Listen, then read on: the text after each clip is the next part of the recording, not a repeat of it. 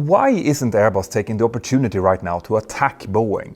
With all of the troubles that Boeing has been dealing with lately, why isn't Airbus taking advantage even when they're asked about Boeing directly? We're not happy with the issues that our competitor is having. Well, as it turns out, there are a couple of really good reasons for this, but this is a changing industry with some new players joining, so could there be a change in this brewing? Stay tuned.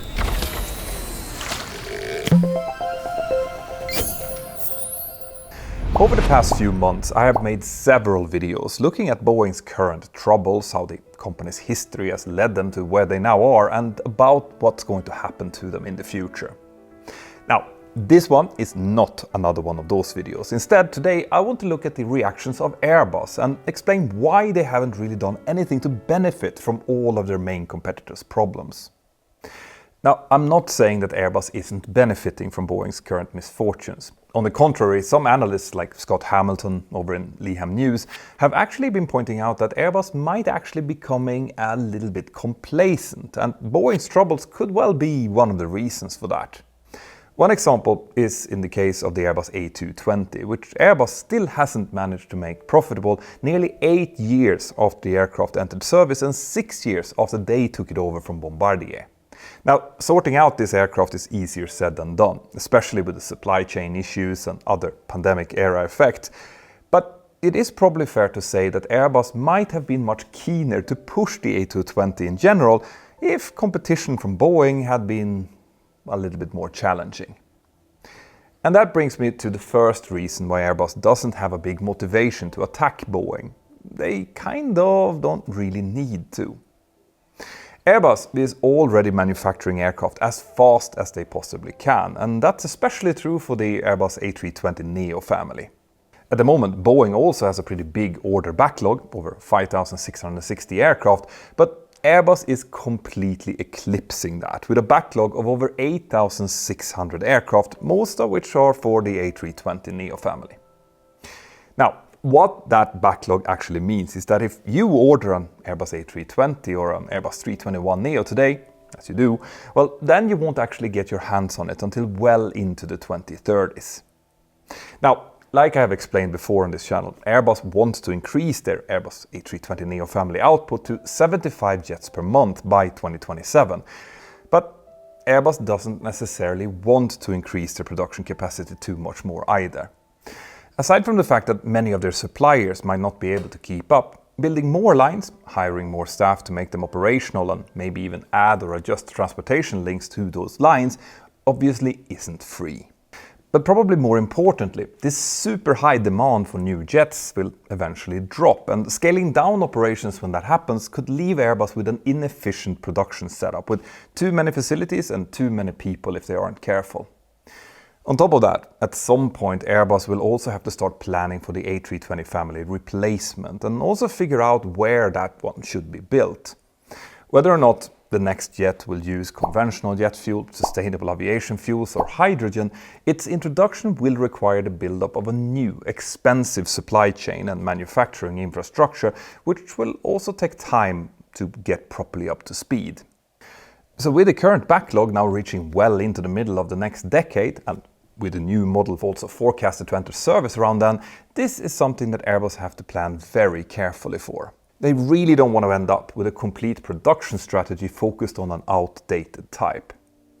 But as things stand right now, some airlines like United, for example, whose future fleet plans depended on Boeing's still not certified 737 MAX 10, have reportedly been talking to Airbus for a giant A321neo order instead. But even with their 75 jets per month production plans, Airbus will still struggle to find the hundreds of production slots that United would need in order to get those aircraft delivered quickly.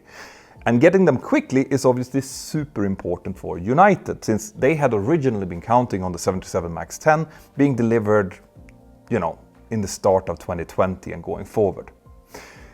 So, for now, United has only managed to secure an additional 35 A321neos from lessors who had ordered them without a particular customer airline in mind.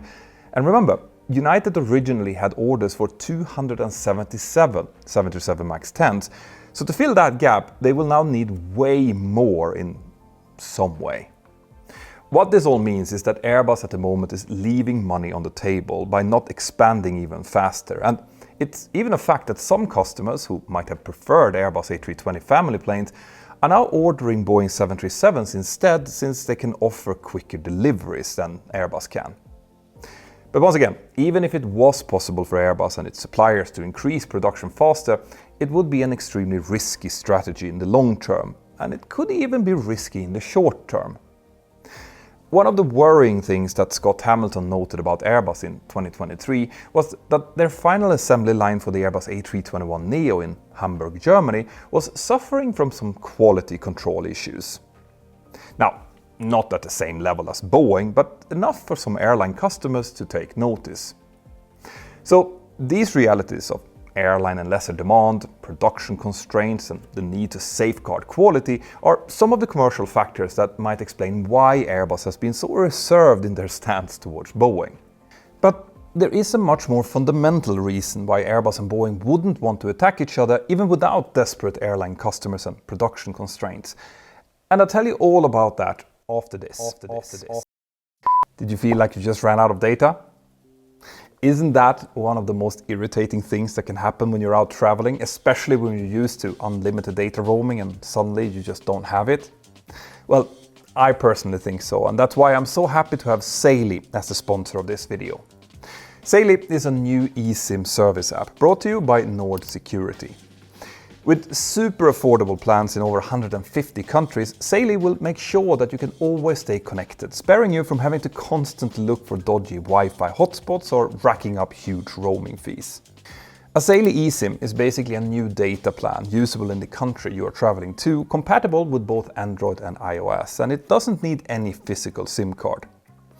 It is super convenient to set up. You just download the Saily app, choose the country and plan you want, and then activate and off you go.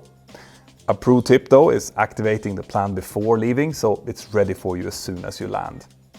So if you are planning to travel and want a hassle-free mobile data experience, I highly recommend trying out Saily. And you can do so by using my link here below, which is saily.com/mentor now. If you do that, you will get an exclusive 15% off on your first Saily purchase, which makes them even cheaper. Thank you, Saily. And now, where was I before I lost you? Yeah. In my recent Boeing series, I talked a lot about safety culture and how central it is in the way that aircraft manufacturers should work and interact with their employees and suppliers. But there is more to that than just individual lessons for a single aircraft manufacturer or airline. Safety culture is also critical in the way companies should interact with each other, so that everyone learns from one company's mistakes. So, what does that mean, and how does it relate to the reaction of Airbus on Boeing's current status? Well, a while back, I also briefly made a detour from the airline world and made a video looking at the safety culture in the emerging eVTOL industry. The point I wanted to make with that story was that while developing the many new technologies that these eVTOLs needed, like super advanced batteries and battery management systems, for example, they also really needed to share information about the serious problems that they encountered while doing that, like batteries suffering from thermal runaways, for example. This was actually a big deal, because there were some cases where companies seemed a bit secretive about those type of events, treating the details around them as proprietary information, which of course was completely unacceptable. You see, in the world of aviation, where these eVTOL companies are now joining, whenever any company learns a safety lesson, they must share it with everyone. In every accident or serious incident, we want the investigators to find out exactly what happened so that it won't happen again. And to make sure that this is actually the case and that everyone that comes forward can say what they did or saw, we need people to feel free to report this without any fear of any kind of retribution. This is actually a fundamental safety principle and one of the bedrocks of aviation safety culture. And it is also for this very reason that the aviation industry also has another fundamental rule. We never ever compete on safety. Any company that would use safety as a competition advantage would also be indirectly suggesting that another company or part of the industry is less safe, and that's completely unacceptable. But why is that then? Well, if you think about it, this would send a very wrong message to put it very mildly, especially to people who are already nervous flyers. Because if one company or aircraft type is perceived as more safe than others, it will give a feeling that the whole industry is less safe, and that will actually hurt everyone involved. So because of that, aircraft manufacturers and airlines never attack each other on safety matters. Efficiency, comfort, looks, absolutely, but not safety. Or do they? Well, here's the thing. The best way to show how important this rule is to see what happens when a company breaks it, which does happen occasionally. A very early example, which probably wasn't that bad under the circumstances, involved Boeing and the de Havilland Comet. Now, if you don't know the story about the Comet, I have done a video on this channel on my classic series featuring that history and the problems that aircraft faced. Now, the airline industry learned a lot from the terrible Comet crashes, which involved explosive decompressions and several issues with its advanced flight controls and hydraulics. And one lesson was that the Comet's systems were unusually complicated, and that the implications of these complications on training and troubleshooting were not properly addressed. Then back in 1954, Boeing flew its Dash 80 prototype, which would later become the basis for the 707 and the military KC-135. But when Boeing rolled out the Dash 80, they weren't going big on its revolutionary design. Instead, in a 1955 promotional film for the aircraft, they emphasized that despite its many innovations, it was made with simplicity in mind. Boeing also emphasized that this wasn't their first big jet, since by then they had also made the B-47 and B-52 bombers, which shared some technologies and features with their new jet. But throughout the video, Boeing kept returning to simplicity. For example, the flight engineer station was hinged, so it could be turned forward, allowing one of the two pilots to manipulate it if the crew didn't include the flight engineer, but that didn't really ever reach the 707. Now, all of that commentary might seem typical of a promo film today, but remember, this was released in 1955, a year after the two fatal Comet crashes. Back then, the role of pressurization in them wasn't really fully understood, but the complexity of the Comet's controls and other cockpit systems was a known factor in earlier accidents, which is why Boeing constantly emphasized simplicity in its own promo video. A clear hint towards the Comet. But then again, since the jet age wasn't properly established by then, and since Boeing never really mentioned the Comet at all, injecting a note of experience maybe wasn't such a bad idea after all. Let me know what you think about that one in the comments below, by the way, and while you're down there, please feel free to subscribe and leave a like. Now, if that kind of promotional video doesn't seem particularly objectionable to you, you might feel different about my next example, which is a much more controversial move from Airbus. Back in 1999, Airbus was really unhappy with the poor sales of its Airbus A340 model. Airbus had believed that the four-engine A340 would be perfect for long-haul flights over oceans, whereas the twin-engine A330 would be perfect for shorter, high-demand routes primarily over land. Now, sales of the A330 went quite well, especially in markets like Asia, but the A340, which Airbus had thought would sell even better, was a bit of a flop. In fact, Boeing's 777 was completely smashing the Airbus A340 sales numbers after it had entered service in 1995, and that was purely because it was far more efficient. And since it had approval for extended range twin-engine operational performance standards, or ETOPS, for 180 minutes, it meant that it could also fly most oceanic routes. As I've explained before, ETOPS made long oceanic flights with twin-engine airliners possible thanks to the improving reliability of jet engines, meaning that the reduction in the number of engines had no real statistical safety implication.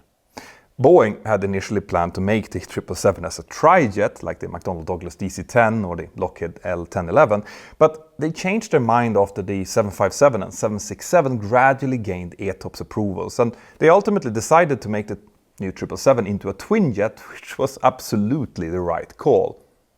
Unfortunately for Airbus though, they completely missed the boat on that one.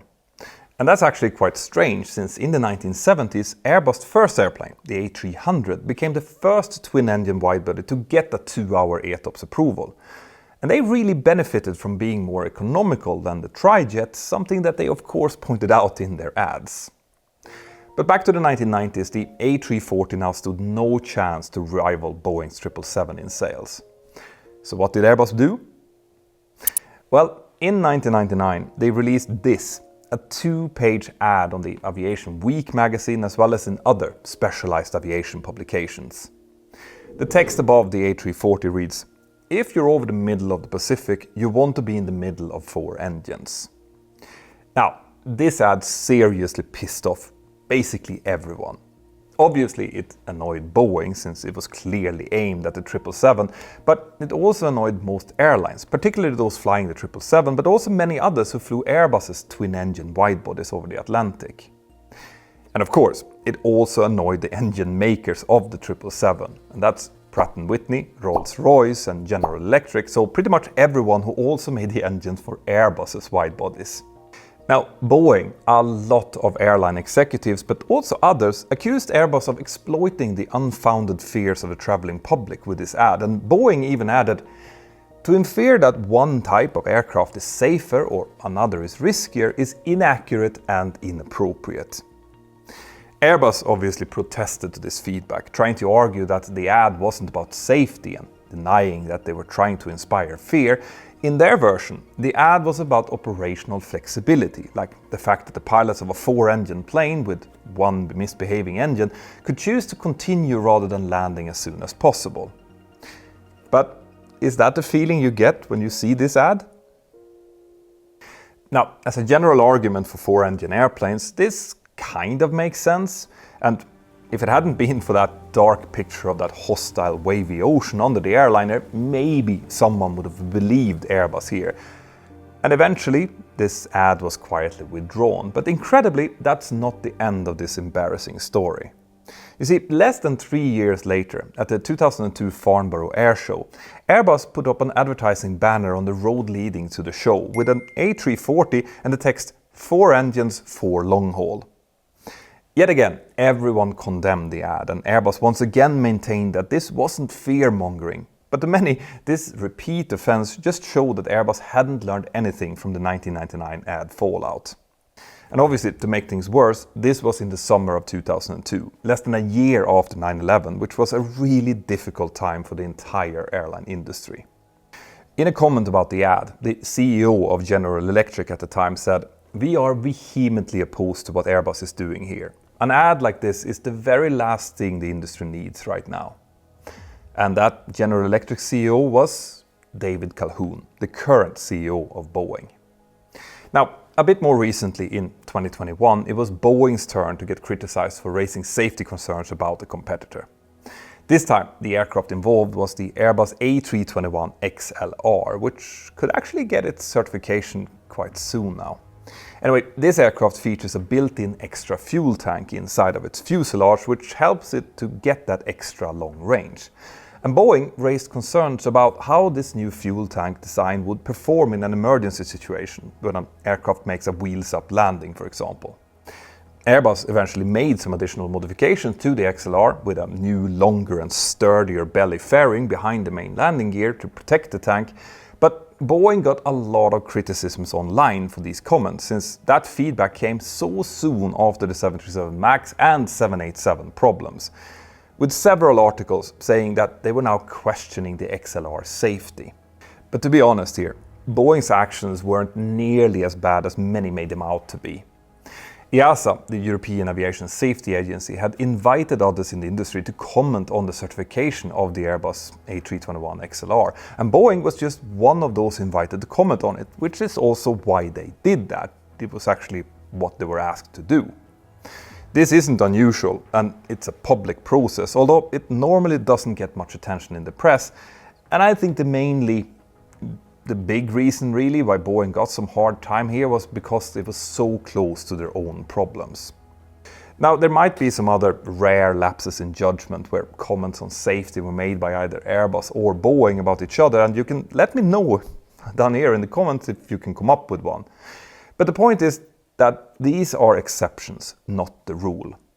When asked to comment about Boeing's recent problems, Airbus's group CEO, Guillaume Faury, who is an engineer by the way, simply said, "I am not happy with the problems of my competitor. They are not good for the industry as a whole. We are an industry where quality and safety is a top priority. And other Airbus employees have often made very similar comments. Now, to be clear here, Airbus and Boeing are far from, let's say, gentlemanly when commenting about each other on matters other than safety. Today, Airbus is boasting about its aircraft orders and deliveries, and Boeing did the very same in the past when they were a bit ahead. Both Airbus and Boeing love to highlight the efficiency of their own jets and often use some really mean ads to dismiss the efficiency of their competitors' planes. But when it comes to safety, the move fast and break things attitude, which certain other industries are using, obviously doesn't work for aviation.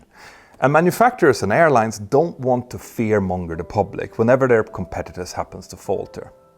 So could the arrival of a new manufacturer upset this balance? Is it likely that a new manufacturer would use a different attitude in order to break up the current duopoly?